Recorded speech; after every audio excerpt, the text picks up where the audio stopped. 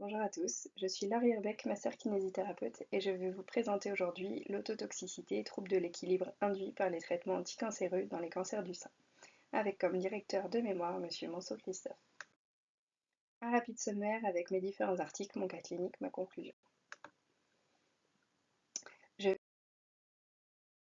vais poursuivre ici par l'autotoxicité suspectée et les chimiothérapies.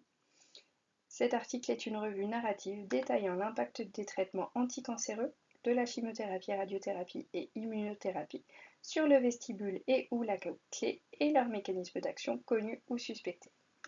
L'autotoxicité est un des effets secondaires des traitements anticancéreux. La chimiothérapie. L'autotoxicité induite par les chimiothérapies à base de platine, lorsqu'elle est administrée par voie systémique, est classiquement décrite comme bilatérale, symétrique, dose dépendante et irréversible. Les sels de platine, les cisplatine, carboplatine et oxaliplatine, sont les agents principaux connus d'autotoxicité cochléaire, avec une atteinte directe des cellules ciliées, de la barrière hémato-labyrinthique, mais aussi des nerfs périphériques. Mais leur mécanisme d'action et de toxicité vestibulaire reste flou. La cisplatine, pilier de la chimiothérapie dont l'autotoxicité cochléaire est largement décrite, est largement utilisée dans d'autres types de cancers. Cancer du poumon, des ovaires, de la vessie, cancer ORL, testicules, colorectal, gastrique, cancer du sein, tumeurs cérébrales, etc. Ces effets auditifs sont connus, mais le vestibule est le grand oublié. Ici, nous avons le schéma du mécanisme d'action du cisplatine avec la figure A qui est la voie de pénétration du cisplatine dans le labyrinthe via la strie vasculaire dans la cochlée. La figure B serait l'action du cisplatine dans l'ampoule via les dark cells. Et la figure C serait l'action du cisplatine dans la macule utriculaire. Il est dit ici que c'est un mécanisme d'action suspecté pour le vestibule et que le sacule ne serait pas concerné par son absence de dark cells. Cet article suggère également que les sels de platine détruisent progressivement les cellules ciliées qui ne se renouvellent peu voire pas, ce qui entraînerait une atteinte cochléo-vestibulaire. Avec une atteinte autolytique surtout, ce modèle a été retrouvé sur des études post-mortem, mais il reste peu exploré et nécessiterait des recherches plus approfondies sur un plus grand nombre de cas. L'autotoxicité, lorsqu'elle est injectée par voie systémique, étant dose dépendante, pourrait donner le plus généralement des vestibulopathies bilatérales. En ce qui concerne la radiothérapie pour les tumeurs de la tête et du cou, il est dit dans l'article qu'une toxicité radio-induite peut toucher le vestibule, les nerfs vestibulaires et les voies vestibulaires centrales, avec un risque majoré d'autotoxicité tardive. Ce risque augmente avec l'administration concomitante de chimiothérapie et de radiothérapie associée. Petite spécificité pour les cancers de la tête et du cou avec envahissement temporaux. Ci-après, en lien avec mon cas clinique. Dans le cadre de méningites carcinomateuses envahissant l'angle pontocérébelleux, on retrouve généralement une atteinte cochléo-vestibulaire bilatérale associée à une paralysie faciale. Mais les tumeurs malignes et ou les traitements chirurgicaux peuvent engendrer des symptômes vestibulaires, cette fois unilatéraux. En conclusion, l'autotoxicité par injection systémique entraîne généralement une atteinte vestibulaire bilatérale. Le vestibule, par ses connexions, est impliqué dans l'orientation spatiale et temporelle, la régulation du sommeil et des rythmes circadiens. L'autotoxicité aurait un retentissement sur la cognition, la mémoire spatiale et globalement sur la fatigue chez des patients déjà plus vulnérables avec un risque de chute majoré. D'où l'importance d'un suivi ORL pour des explorations fonctionnelles. Les documentations et les études sur l'impact de ces traitements est encore très faible et ce serait important à faire pour améliorer la compréhension des mécanismes d'action, établir des protocoles d'évaluation, mieux documenter la fréquence des altérations. Cette revue permet d'ouvrir le champ clinique, mais la qualité globale des preuves reste faible à modérée, principalement du fait de l'hétérogénéité des études et de l'absence des protocoles vestibulaires standardisés. Les conclusions doivent donc être interprétées avec prudence.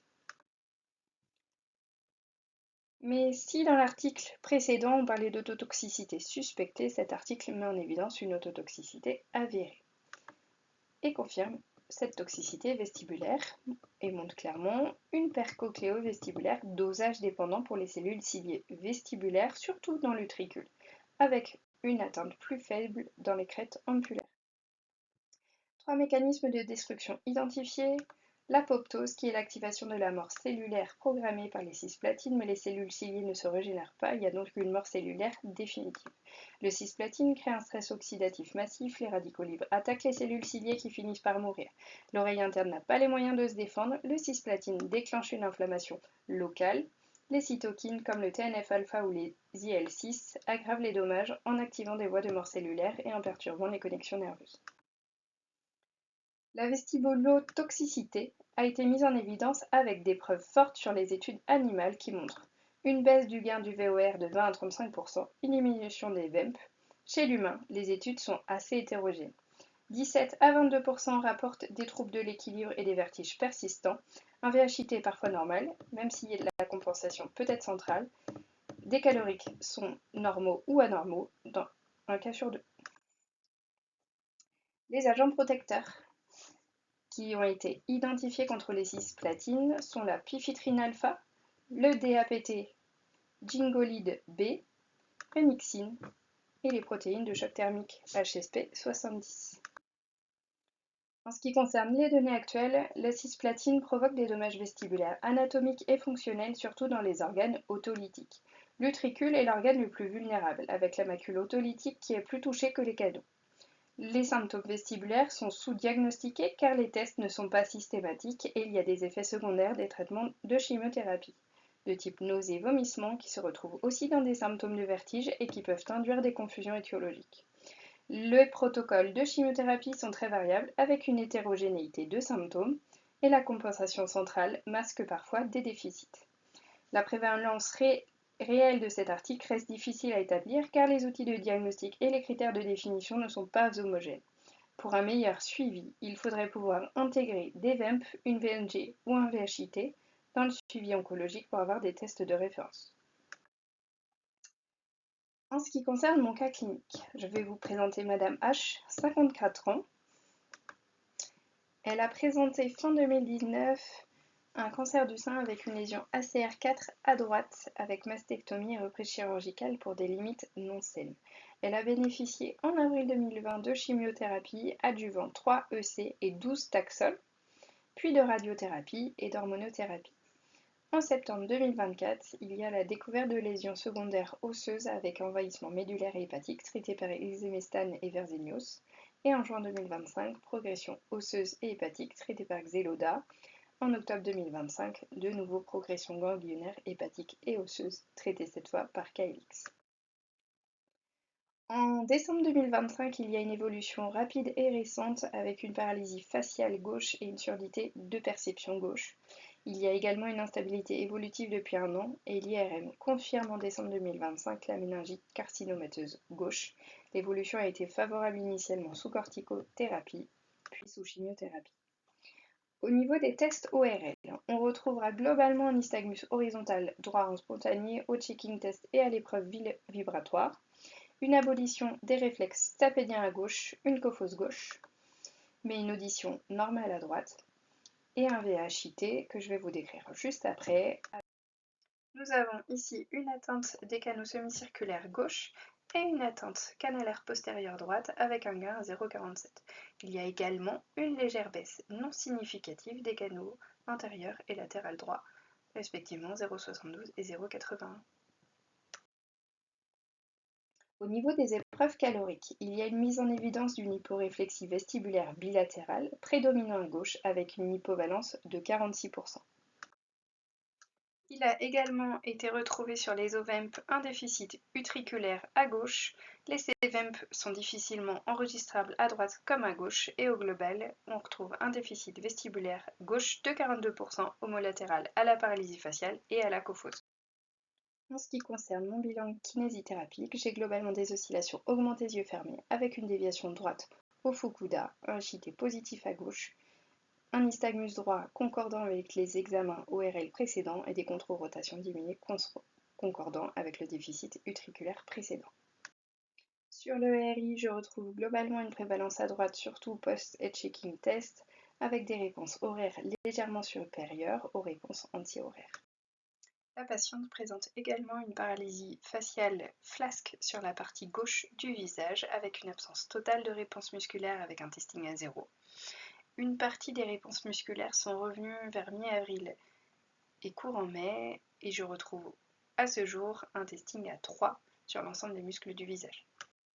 J'ai également testé la sensibilité du pied, où j'ai une perte de sensibilité majoritairement en regard du premier et du deuxième orteil, en regard de M1 et de M2, et au niveau talonnier. Je vais poursuivre ici cette orale avec les neuropathies induites par les traitements anticancéreux connus pour les neuropathies des pieds et des mains avec le paclitaxel ou le Taxol cité plus haut, qui est un agent antimicrotubule. Il est utilisé en chimiothérapie, il bloque le transport axonal, les neurones sensoriels ne fonctionnent plus correctement, c'est donc un neurotoxique. Résultat, on obtient une neuropathie périphérique chimio-induite, CIPN, très fréquente. Jusqu'à 97% des patients gynécologiques peuvent être touchés. Mais quels sont les mécanismes d'action de la CIPN? Globalement, le mécanisme est le même que pour la cisplatine. Il y a un stress oxydatif qui entraîne un mécanisme de dysfonction entraînant une inflammation, générant une dégénérescence axonale et une apoptose. Mais quelles sont les conséquences cliniques pour Madame H? Finalement, on a un déséquilibre avec une perte de proprioception et une augmentation de l'instabilité à la marche, surtout dans le noir. Il y a une atteinte des fibres sensitives avec un retard de réaction posturale, et si le vestibule est déjà fragilisé, alors neuropathie plus vestibule fragile égale décompensation vestibulaire progressive. Ce mécanisme coïncide aux explications proposées par les articles. Mais quelle est la place de la rééducation et d'un suivi pluridisciplinaire? La prise en charge est complexe, avec une paralysie faciale très visible, très gênante pour la patiente, des troubles vestibulaires, avec un travail pour moi du réflexe vestibulo-oculaire et globalement de la stabilité du regard à faire. Il y a un suivi oncologique avec une chimiothérapie poursuivie chaque semaine, une fatigue, un suivi ORL important et l'orthoptiste qu'il faudrait mettre en place.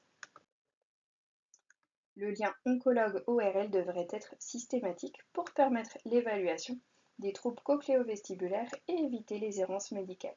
Peu d'études démontrent l'impact des traitements anticancéreux sur le vestibule, mais la complexité des prises en charge oncologiques, l'aggravation des symptômes et la fatigue ne permet pas toujours d'inclure autant de patients que voulu initialement, ce qui donne généralement des articles avec de faibles cohortes.